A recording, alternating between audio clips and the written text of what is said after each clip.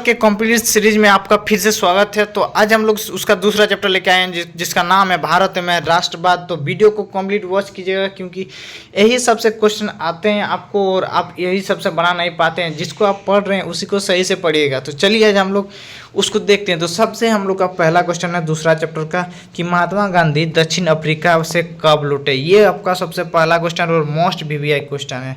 तो वो लौटे थे हम लोग का 1915 में। वो कहाँ गए थे ना, वो गए थे आपका साउथ अफ्रीका। किस लिए गए थे ना, वहाँ पे बैरिस्टर का काम करने के लिए गए थे। कब गए थे? 1893 को। लौटे कब?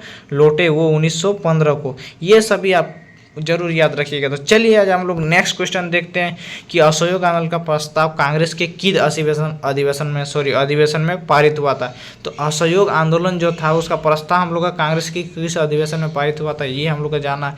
तो ये हम लोग का हुआ था दिसंबर के नागपुर अधिवेशन में। कौन सा असहयोग आंदोलन पारित हुआ था। चलिए अब हम लोग next question third number question देखते हैं। वो है कि भारतीय राष्ट्रीय कांग्रेस की स्थापना कब हुई थी। भारत में जो है राष्ट्रीय कांग्रेस पार्टी जो अभी भी है वो कब हुई थी उसकी स्थापना। तो उसकी स्थापना हुई थी 1885 को। ये भी एक मोस्ट वीवीआई क्वेश्चन है जो आपके एग्जाम के पॉइंट ऑफ व्यू से बहुत ज़्यादा इंपॉर्टेंट भी है। तो उसकी स्थापना कब हुई थी? 1885 को। नेक्स्ट क्वेश्चन है हम लोग का कि गांधी जी ने किस वर्ष बिहार के चंपारण इलाके का दौरा किया। गांधी जी जो है वहाँ से आने के बाद कहाँ से ना, वो जो साउथ अफ्रीका गए थे वहाँ से आए भारत 1915 को। उसके बाद वो बिहार के चंपारण इलाका का दौरा करने के लिए गए थे। तो किस साल जाएंगे ना, 1915 को आए तो 1915 के बाद जाएंगे। तो 1915 के बाद जो है 1916 उसके गुरु ने कहा था कि एक साल रेस्ट करने के बाद ही आप कोई भी आंदोलन वगैरह शुरू करना। तो 1916 में उन्होंने कुछ नहीं किया। 1917 में वो सबसे पहले बिहार के चंपारण इलाके का दौरा करने के लिए गया था। कब गए थे? 1917 को। नेक्स्ट की असहयोग आंदोलन के दौरान अवध में किसानों का नेतृत्व किसने किया। देखिए असहयोग आंदोलन जब हो रहा था तो उस टाइम पे अवध में जो किसान थे उनका नेतृत्व कौन कर रहा था। तो वो थे बाबा रामचंद्र।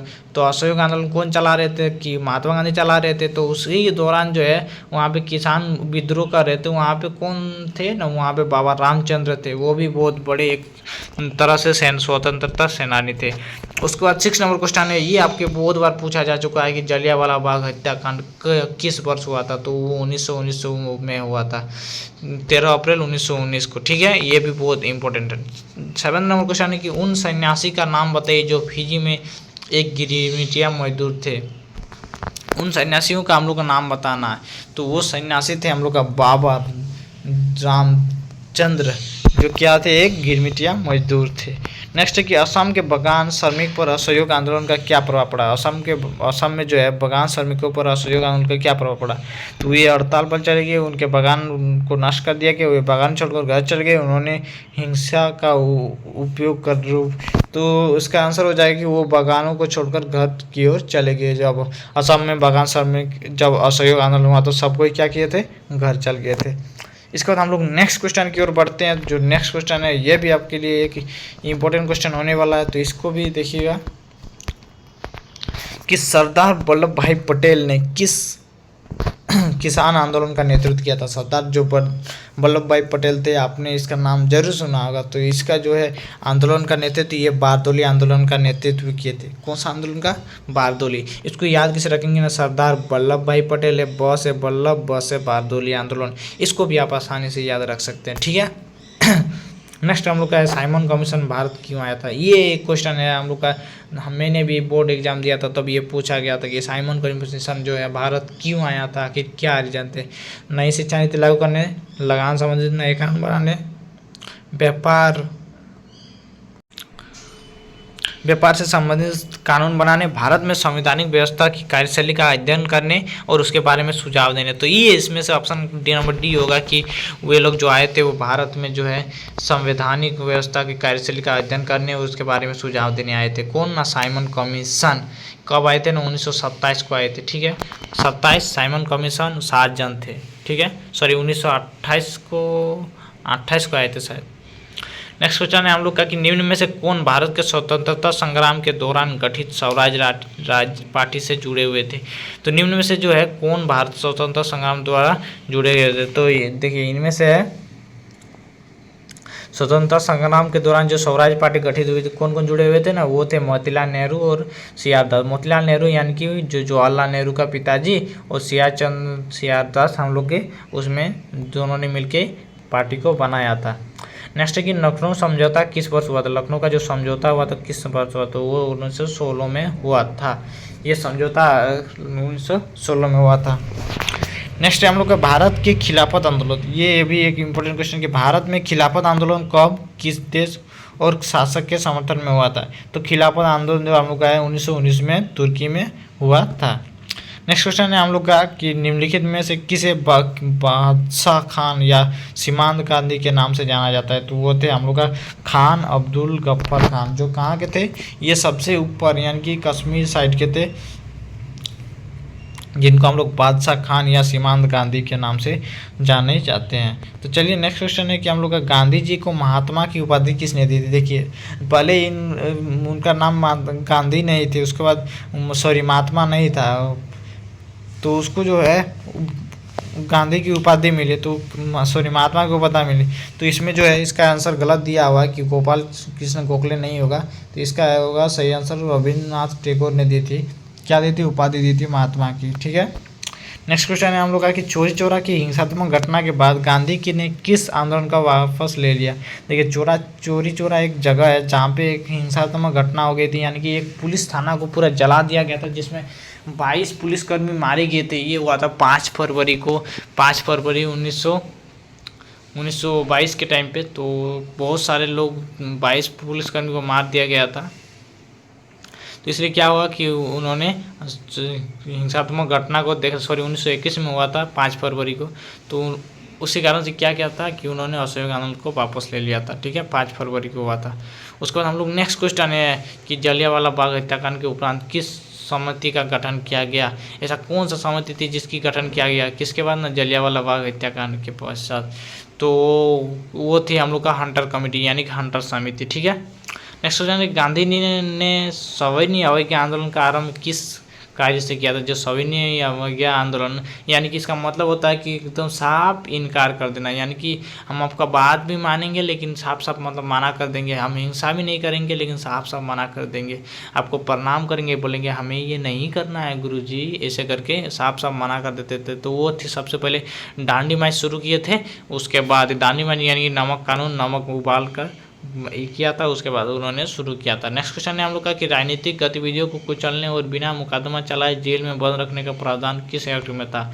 तो देखिए राजनीतिक गतिविधियों अगर आप कोई भी कर रहे हैं, 2 जन एक साथ हैं, तो उसमें क्या होता था कि बिना कुछ मुकदमा चलाई आपको जेल में बंद कर सकता। तो ये कानून लाया गया था 1919 में, जिसको हम लोग रॉलेट एक्ट बोलते थे।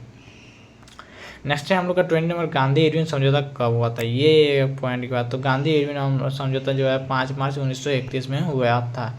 नेक्स्ट महात्मा गांधी ने नमक कानून कब भंग किया था। नमक कानून उन्होंने 6 अप्रैल 1930 को भंग किया, जिससे हम लोग दांडी मार्च के नाम से जानते हैं, उसी समय शुरू हुआ था। ठीक है, नेक्स्ट है दलितों के लिए अलग निर्वाचन क्षेत्र मांग किसने की थी। दलित जो है अभी भी आप जानते ही होंगे दलित, तो उनके लिए जो है अलग निर्वाचन क्षेत्र का मांग किसने की थी ना, भीमराव अम्बेडकर, जो कि वो भी एक दलित परिवार से आते थे। नेक्स्ट है हिंद स्वराज नामक पुस्तक की रचना किसने की थी। हिंद स्वराज एक पुस्तक है, इसकी रचना किसने की थी, तो वो थे हम लोग के महान महात्मा गांधी जी। चलिए नेक्स्ट है कि पूर्ण स्वराज की मांग कांग्रेस के किस अधिवेशन में स्वीकार किया गया। तो पूर्ण स्वराज हम लोग को चाहिए, तो वो थे हम लोग का लाहौर अधिवेशन में ये किया गया था। नेक्स्ट है हम लोग को प्रथम गोलमेज सम्मेलन का आयोजन कब और कहाँ हुआ था। देखिए गोलमेज सम्मेलन यानी कि मेज जो होते हैं वो गोल होते हैं, राउंड टेबल मीटिंग हम लोग जिसको बोलते हैं, तो गोल मेज, गोल में बैठा हुआ, तो उसमें एक गोलमेज सम्मेलन हुआ था। कहाँ पे हुआ था, लंदन में हुआ था, इंग्लैंड में।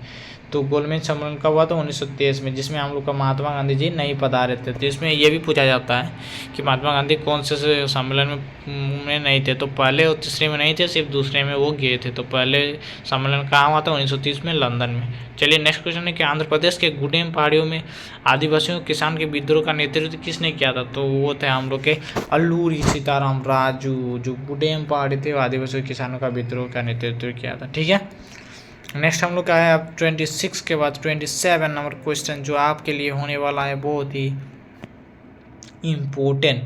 किस एक्ट के तहत बागानों के काम करने के वाले मजदूर को बगैर इजाज़त बागानों के बाहर जाने से छूट नहीं मिलती। तो वो थे हम लोग का इनलैंड इमिग्रेशन एक्ट, ठीक है। इनलैंड इन मतलब जमीन, तो इनलैंड होता है, इनलैंड क्या मतलब जमीन होता है, इनलैंड इमिग्रेशन एक्ट भारत के किस डेमोनियन स्टेट का गोलमाल सा ऐलान क्या वायसराय ने किया। सॉरी, इसको सही से पढ़ नहीं पाए, हम फिर से पढ़ना चाहते हैं। भारत के लिए डोमिनियन स्टेट का गोलमाल सा ऐलान किस वायसराय ने किया था, तो वो हम लोग का थे लॉर्ड इरविन। वही तो उस टाइम पे थे जिस टाइम पे ज़्यादातर आंदोलन हो रहा था। नेक्स्ट है हम लोग का कि स्वतंत्रता मेरा जन्मसिद्ध अधिकार है, हम इसे ऐसे लेकर रहूँगा। तो ये किसने कहा था, ये आपको बहुत ज़्यादा इंपॉर्टेंट है, इसको आपको याद रखना ही है। तो किस तरह से आप याद रखेंगे, स्वतंत्रता मेरा जन्मसिद्ध अधिकार है। जैसे हम लोग बोलते हैं दहेज हमारा जन्मसिद्ध अधिकार है, हम इसे लेकर रहेंगे। तो कौन बोलता है दहेज, यानी कि बाल बच्चा लोग बोलता है, छोटा बच्चा लोग। तो बाल बच्चे यानी कि बाल गंगाधर तिलक, दहेज हमारा जन्मसिद्ध अधिकार है। उसी तरह होता है स्वतंत्रता मेरा जन्मसिद्ध अधिकार। वैसे दहेज लेना पाप होता है, इसलिए दहेज मत लीजिएगा।